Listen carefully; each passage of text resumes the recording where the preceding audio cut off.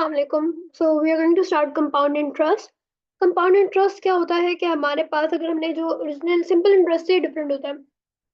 Let's say अगर हमने originally $1000 ये प्रिंसिपल अमाउंट हमारी है $1000। अब हम लोग क्या करते हैं, हमारे बैंक वाले कहते हैं कि आपने आपको जितनी भी अमाउंट है ना उसका 10% आपको हर साल जो है वो इंक्रीमेंट होगा। अब 10% किसका, जैसे अब 1000 का 10% कितना होता है 100। ठीक है। तो फर्स्ट ईयर में क्या होगा कि आपको प्लस 1000 प्लस 100 मिल जाएंगे, तो यानी आपको 1100 मिल जाएंगे। नेक्स्ट ईयर में क्या होगा, सेकेंड ईयर में वो कहेंगे 1100 का 10%। इसका जो 10% होता है वो होता है 110, यानी 1100 में 110 ऐड हो जाएगा। तो 1100 में जब हम लोग 110 ऐड कर देंगे तो इट विल बी 1210। फिर क्या होगा थर्ड ईयर में कि वो 1210 का जो 10% होगा वो ऐड होगा, तो ये हो जाएगा 1331। इस तरह से जो है ये कंपाउंड इंटरेस्ट ऐसे इंक्लूड होते हैं। सिंपल इंटरेस्ट का तो फॉर्मूला हमने देखा था ये वाला, पर कंपाउंड इंटरेस्ट का फॉर्मूला डिफरेंट होता है। अब हम लोग देखते हैं, पहले एक एग्जांपल को देखते हैं, फिर हम लोग आगे बढ़ते हैं। ठीक है। उसने कहा है कि Priya invest $100 at a rate of 10%। One second.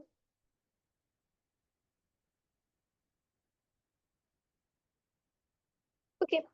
Priya invests $100 at a rate of 10% compound annually. How much money will she have after 3 years? तो यहाँ पे देखो, अगर हम लोग कंपाउंड इंटरेस्ट का फॉर्मूला यूज करते हैं तो हमें बार बार वो फॉर्मूला यूज करना पड़ेगा। पहले ईयर वन के लिए I is equal to P R T over 100। 100 था, 10% रेट था, 1 ईयर का था, तो 10% हो गया। फिर हमने प्रिंसिपल अमाउंट को इंटरेस्ट में ऐड किया तो हमारे पास करंट अमाउंट आ गई 110। ठीक है। इसी तरह पे ईयर टू के लिए हमें दोबारा से कैलकुलेट करना पड़ा, ईयर थ्री के लिए हमें दोबारा से कैलकुलेट करना पड़ा, एक एक साल के लिए हमें बार बार कैलकुलेट करना पड़ेगा सिंपल इंटरेस्ट को अगर हमने कंपाउंड में यूज करना होगा। ठीक है। तो ये एक डिफरेंस भी वो दिखा रहे हैं कि अगर आपके पास सिर्फ 10% सिंपल इंटरेस्ट है तो आपके पास 10 सालों के बाद, अगर आपने इनिशियली $100 इन्वेस्ट किया है तो 10 सालों के बाद आपकी जो इन्वेस्टमेंट होगी वो $200 हो जाएगी। और अगर आपने 10% इंटरेस्ट कंपाउंडेड एनुअली किया है तो उसमें क्या होगा, आपके पास 10 सालों बाद $259 होंगे, जो कि एक सिग्निफिकेंट डिफरेंस है दोनों अमाउंट में। तो यानी कि अगर हम देखें तो यहाँ पे सिंपल इंटरेस्ट जो है ये ग्रो कर रहा है लीनियरली। ठीक है। लीनियरली। और ये थोड़ा सा हमारा एक्सपोनेंशियली बिहेवियर भी दिखा रहा है। तो ये एक्सपोनेंशियली ग्रो कर रहा है, ये लीनियरली ग्रो कर रहा है। तो डेफिनेटली एक्सपोनेंशियली ग्रो करना ज्यादा बिगर अमाउंट है। तो हम लोगों ने एक फॉर्मूला डिराइव किया है इसको यूज करते हुए, which is v is equal to p 1 plus r over 100 raise to power m, where p is the amount that you invest। ठीक है। द अमाउंट जो हमारे पास हम लोग इन्वेस्ट करते हैं, यानी कि हमारी प्रिंसिपल अमाउंट, प्रिंसिपल वैल्यू या प्रिंसिपल अमाउंट जो है ना वो ये है हमारी। फिर जो v है this is the final value, final bank balance या जो भी आपकी फाइनल वैल्यू आपके पास होगी। ठीक है। जो आपकी फ्यूचर वैल्यू होगी, पी जो है वो आपकी प्रेजेंट वैल्यू होगी। तो हम इसको ऐड करते हैं। आर हमारे पास क्या होता है, यहाँ पे लिखा हुआ है परसेंटेज रेट ऑफ इंटरेस्ट, या फिर हम इसको कह सकते हैं एनुअल रेट इंटरेस्ट, जो हमारा एनुअली होता है ना, एनुअली एक साल का वो रेट इंटरेस्ट आ जाता है पर एनम। और ये जो रेज टू पावर एन है ये नंबर ऑफ ईयर्स को रिप्रेजेंट करता है, जैसे हम लोग वहाँ पे पीआरटी में टाइम दिखाते थे ना, टी लगाते थे, तो इस तरह यहाँ पे हम लोगों ने नंबर ऑफ ईयर्स लिखने हैं। अब इस फॉर्मूला को भूलना नहीं है, v is equal to P into 1 plus r over 100 raise to power n। वो अगर एग्जाम्पल टू देखते हैं, उसने कहा है $1500 is invested at 5% per annum compound interest, what will be the investment B worth. तो देखो हमारे पास p जो था वो 500, ये इनिशियल अमाउंट ये थी, 5% हमें पता है ये हमारे पास r की जगह हम लोग 5% लगाएंगे, यानी कि 5/100 5%। ठीक है। तो हम लोग 0.05 उसको लिख देंगे। सही है। और 1 प्लस 5/100 भी लिख सकते हैं, ये भी लिख सकते हैं instead of 0.05। Raise to power 5 इसलिए किया क्योंकि 5 ईयर्स था।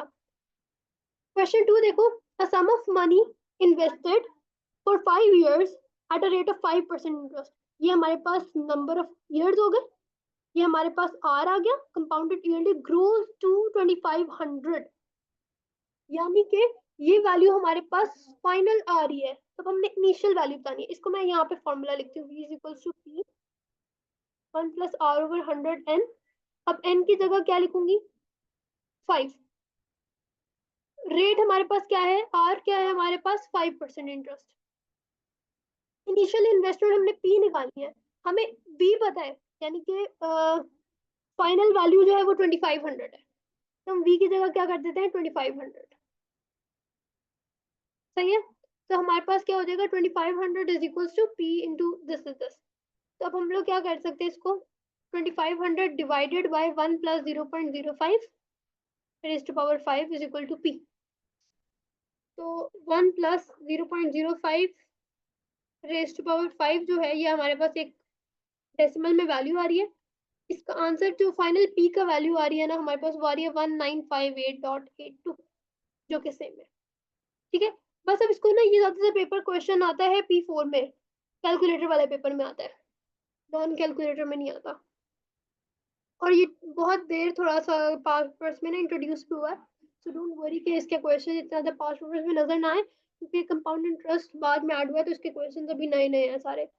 अच्छा, क्वेश्चन नंबर 1 देखते हैं। Calculate the total amount owing on a loan of $8,000 after 2 years at an interest rate of 12% compounded annually and calculated as a flat rate.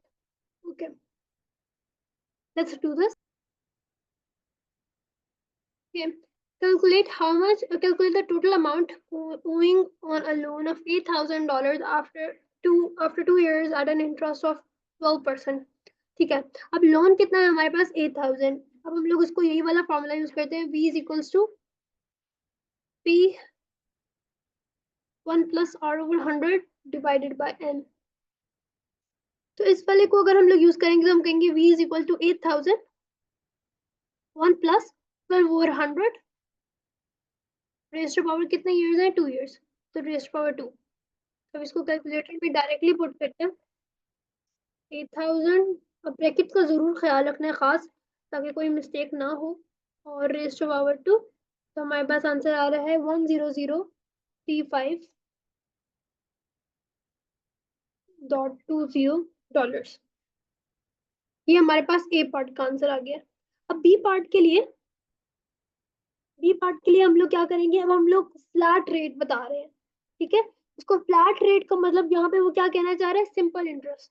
Flat as an fixed, तो simple interest हम लोग use करेंगे। Simple interest का formula ए यहाँ पे नहीं मैं लिखती, ए में लिखती हूँ, ए यहाँ से शुरू हो रहा है ना फॉर्मूला से।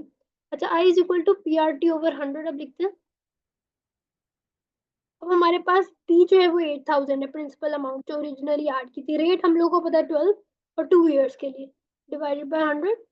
अब आई जो आ रहा है, इंटरेस्ट आ रहा है हमारे पास 8,000 multiplied by 12 into 2 divided by 100, we're going to get $1920। यानी कितने डॉलर्स बन रहे हैं, 1920।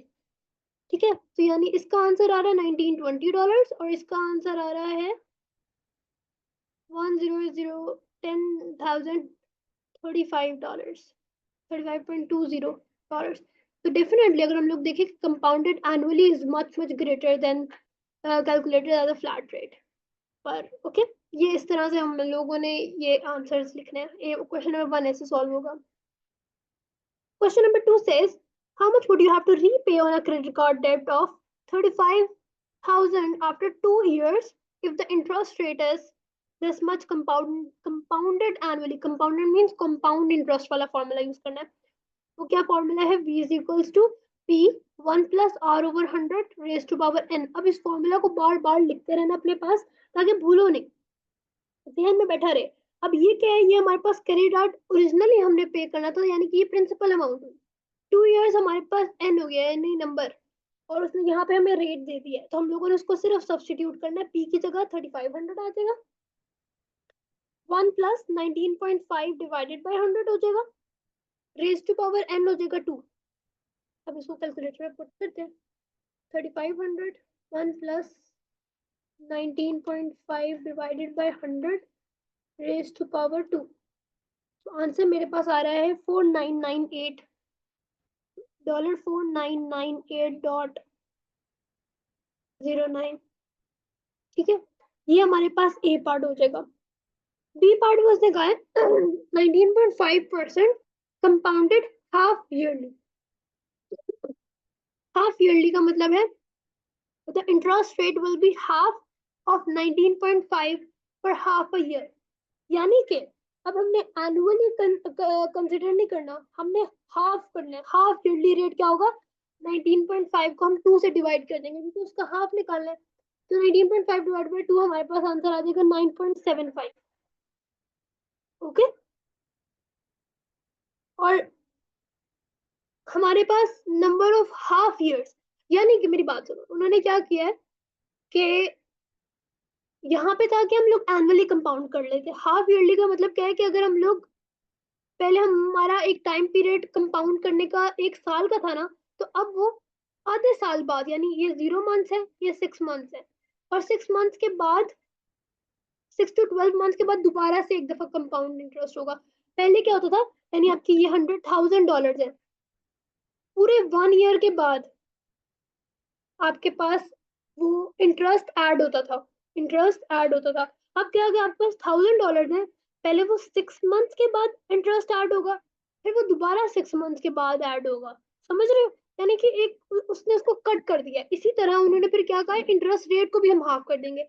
यानी पहले क्या था कि 0 से 12 तक, यानी 0 मंथ से लेकर 12 मंथ के बाद आपको कितना मिल रहा था इंटरेस्ट, $19.5 का। अब क्या है, अब उसने इसको 2 पार्ट में कट कर दिया। 0 to 12 तो है अभी भी, लेकिन 6 मंथ के बाद आपको 9.75 इंटरेस्ट मिलेगा, और फिर 6 मंथ के बाद आपको 9.75 इंटरेस्ट मिलेगा। समझ आई। अब मुझे ये बताओ कि उसने कहा है कि हमारे पास 2 साल का टाइम था, उसने यहाँ पे 2 years लिखा ना, ये देखो यहाँ पे लिखा हुआ है कि 2 years का बाद, सॉरी ये नहीं, ये लिखा हुआ है 2 years जो है के बाद ये चलेगा। तो अगर ये 2 years है, तो अब तो ये हाफ ऑफ का पीरियड हो जाएगा। तो यानी कि इसके 4 पोर्शन वो कंसिडर करेगा, 4 टाइम्स इसको हम लोग कंसिडर करेंगे। ओके, तो अब हम लोग फॉर्मूला वही लगाएंगे, v is equal to P 1 + r/100 raised to power n। फिर हम लोग क्या करेंगे, हमारे पास इनिशियल अमाउंट 3500 है, 1 + 9.75 डिवाइडेड बाई 100 होगा, और रेज टू पावर n नहीं होगा, रेज टू पावर 4 होगा। ओके, कि नंबर ऑफ हाफ ईयर्स, क्योंकि आप किस तरह से, मैं इसको दोबारा से बता देती हूँ कि number of half years in 2 years कितने होंगे, हाफ हाफ 2 सालों में कितने होंगे, 4 होंगे।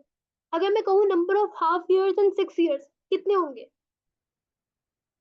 6 years में नंबर ऑफ हाफ ईयर्स कितने होंगे, तो 12 होंगे। ठीक है, क्योंकि हर साल दो दो दो दो कंसिडर करेंगे तो 6 नहीं, वो 12 साल बन चुके होंगे। ओके, तो ये हमारे पास है। अब इसको अच्छा, इसको मैं कैलकुलेटर में पुट कर रही थी, 3500 1 + 9.75 divided by 100 raise to power 4, तो मेरे पास आंसर आ रहा है 5077.92। मेरे पास आ रहा है 5077.92। ये हमारे पास आंसर आएगा क्वेश्चन नंबर 2 के पार्ट बी का।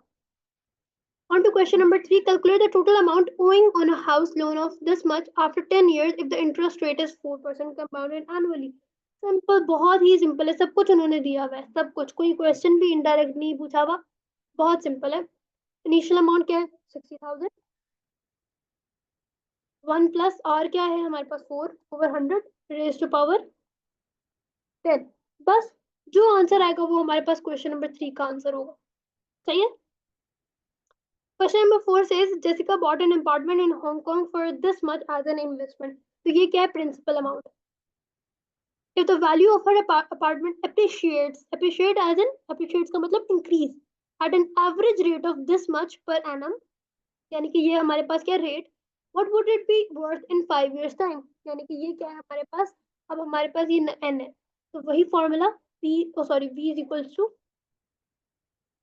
p 1 + r/100 raise to power n। तो v is equals to p क्या आएगा हमारे पास, 20000, 1 + r की जगह हमारे पास आ जाएगा 3.5/100 रेज टू पावर 5। ठीक है, तो ये क्वेश्चन नंबर 4 में हमारे पास इस तरह से इसको सॉल्व करेंगे, और जो आंसर आएगा ना, कैलकुलेटर में डाल के, वो क्वेश्चन नंबर 4 का आंसर होगा. That is it. Question number exercise 17.6 was as simple as that.